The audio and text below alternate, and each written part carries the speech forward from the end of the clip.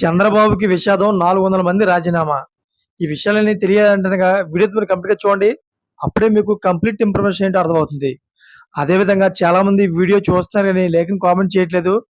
దయచేసి like and comment చేయండి. Like and comment చేయడం వల్ల ఈ ఇన్ఫర్మేషన్ అంతా మనం చాలా మందికి తెలియజేసిన వాళ్ళం అవుతాం.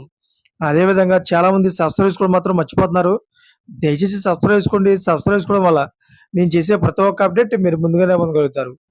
ఫ్రెండ్స్, ఉమ్మడి విశాఖ జిల్లా కూటమి పార్టీల మధ్య కుంపట్లు గట్టిగానే రాజుకుంటున్నాయట.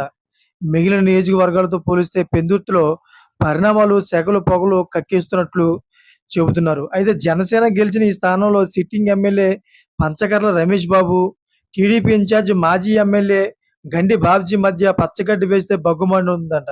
ప్రభుత్వం ఏర్పడ్డ కొత్తల్లో పోలీసు, అదేవిధంగా ఇతర కీలక శాఖ పోస్టుల విషయంలో ఇద్దరి మధ్య తలెత్తిన విభేదాలు పెద్ద అగాధమే సృష్టించినట్టు చెప్పుకుంటున్నారు. అయితే ఎమ్మెల్యే అయి ఉండి కూడా తన మాట చెల్లుబాటు కాలేదని ఆగ్రహించిన పంచకర్ల రమేష్ బాబు వ్యక్తిగత భద్రతా సిబ్బందిని సరెండర్ చేసి నిరసన వ్యక్తం చేశారు. అయితే ప్రోటోకాల్ విషయంలో తలెత్తిన పోటీ ఇటీవల విఎంఆర్డీఏ సమావేశంలో మంత్రుల సాక్షిగా రచ్చ చేసుకునే వరకు వెళ్ళింది.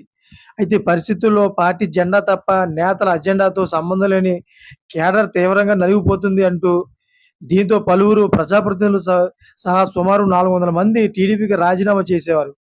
అయితే అధికారంలో ఉన్న పార్టీని వదిలిపోవడం అంటే మామూలు విషయం కాదు. అయినా సరే వాళ్ళు అలాంటి నిర్ణయం తీసుకున్నారంటే పెందుర్తిలో పరిస్థితులు ఎంత దారుణంగా ఉన్నాయో అర్థం చేసుకోవచ్చని అంటున్నారు.